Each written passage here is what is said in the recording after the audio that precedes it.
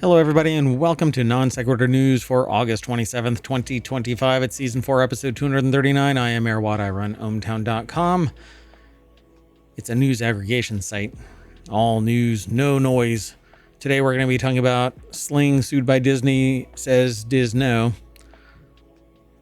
FBI reports on Chinese hacking. I won't be able to talk about that one too much because I didn't log in before the show. So, anyway.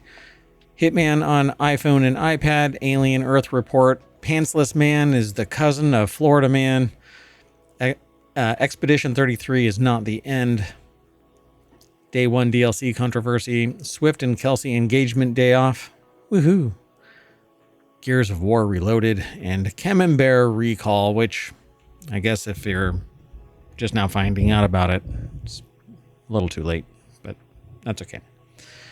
Anyway, everything is powered by ohmTown.com. Go over there and sign up or sign in. Let's get into it.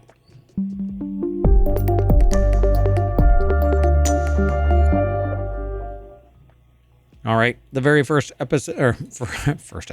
article is over at Non Sequitur News, ohmTown.com. Disney sues Sling TV over its one-day cable passes.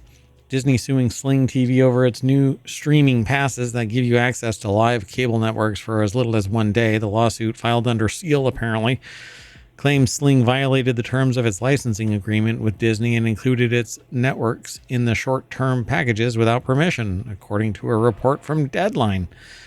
This was actually aggregated from The Verge, but Emma Roth put the article together. Disney claims the short-term streaming passes violate its licensing agreement with Sling TV. The Dish-owned Sling TV announced 1 day, 1 weekend, and 1 week streaming passes earlier this month, which start at $5 and let you watch content on ESPN, ESPN2, ESPN3, the musical, Disney Channel, other networks for a short period of time. Sling TV is positioning the passes as a way for people to catch one-off sporting events or award shows without getting locked into a subscription to cable or pricey live TV streaming services, which, is going to violate the terms of the agreement, I'm sure, because that's exactly what Disney wants to happen. You locked.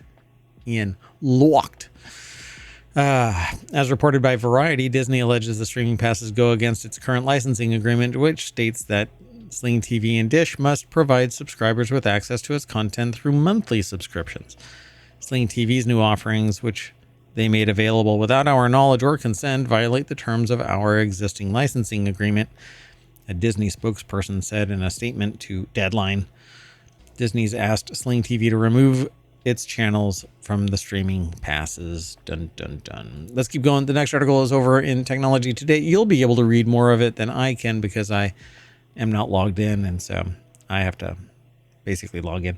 FBI warns that Chinese hacking campaign has expanded, reaching 80 countries, and it's actually deeper. It's basically they've gained deep access, it says, to major communication carriers in the U.S. and elsewhere. Not surprised. It's Civ-like. But you'll be able to read more about this. I'm more worried about food safety, supply chain issues, infrastructure and communication and so on. It's so you basically just have to assume that everything that you're saying and doing is wide open. And if it isn't a foreign government, then it's your own. So anyway, and we lost that battle a long time ago. Back when there were a bunch of different legislations back when, 2001, basically 9/11, post 9/11. Anyway, let's keep on moving. The next article is over in Smack Talk. Hitman World of Assassination sneaks onto iPhone and iPad. Hitman World of Assassination lands on iOS and iPad OS, bringing full stealth gameplay and redesigned touch controls to mobile devices. Everybody really likes Agent 47 Assassination. In Hitman World of Assassination, players step into the role of Agent 47, a skilled assassin completing contracts across varied and recognizable locations. Players are tasked with completing missions in a sandbox environment, and the game features every location available at launch. This entry into Hitman series has been redesigned for touch-based controls. If you like stealth games, then Hitman is pretty much where it's at. The article is by Amber Neely over at appleinsider.com. I want to get a tattoo like that, the barcode on the back of my head. And then when I go through a store, I can just go bleep, and that'll be my identifier, right? It'll just log me in. I'll be able to get those rewards. 10,000 points gets me 1 egg. So the entry into Hitman has been redesigned for touch controls. This includes context-sensitive buttons that will dynamically adapt to what's on the screen. Controller support is also available for players who prefer physical inputs. Oh, yeah. According to developers, the game supports all compatible third-party controllers, which, yeah, that's how it works.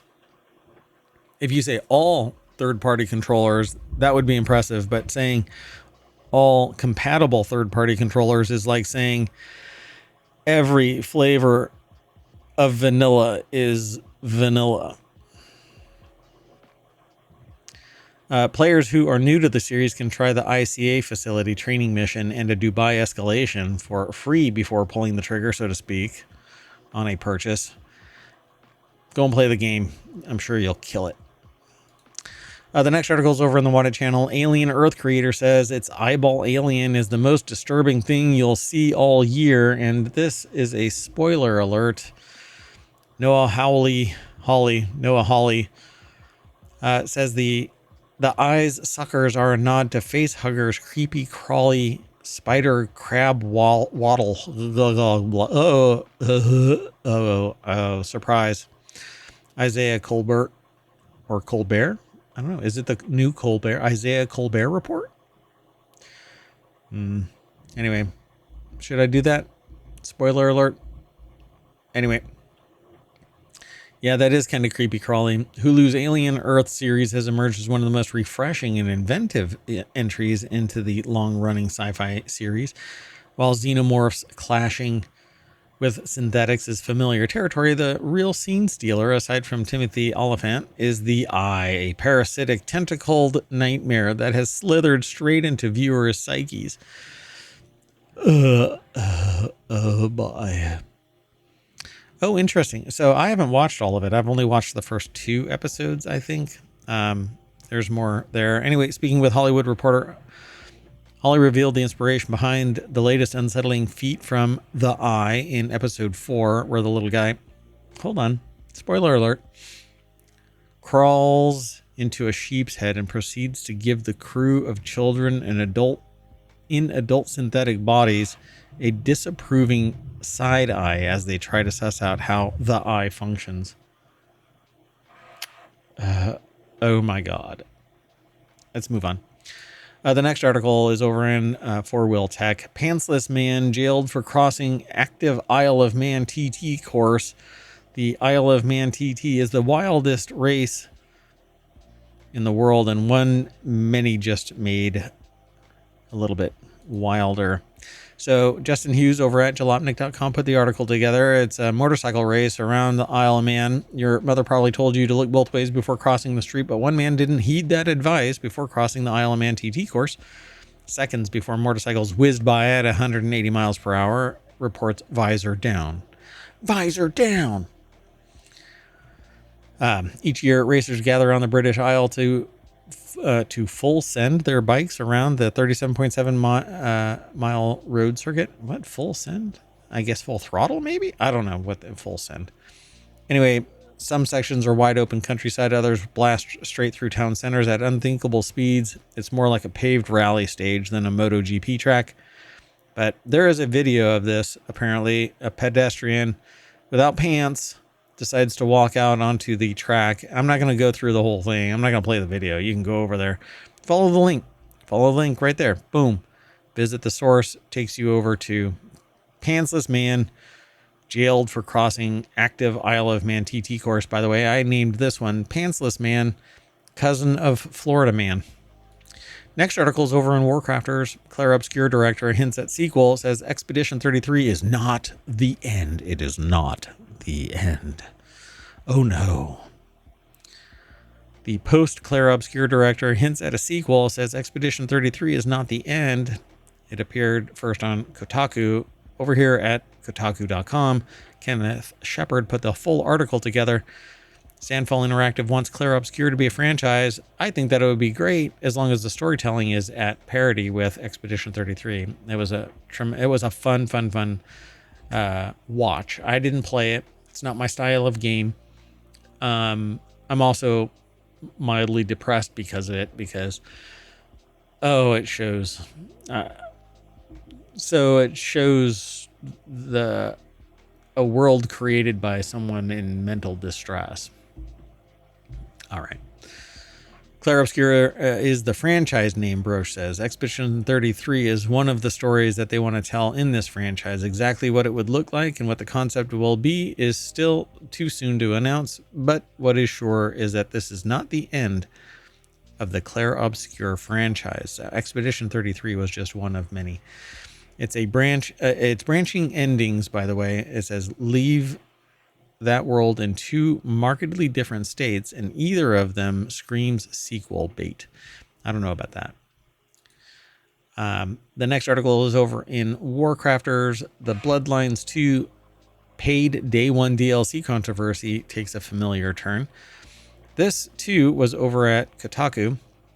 Zach Zweisen put the article together. The La Sombra and Toreador vampire clans in Vampire the Masquerade Bloodlines 2 were planned to be locked behind a paywall.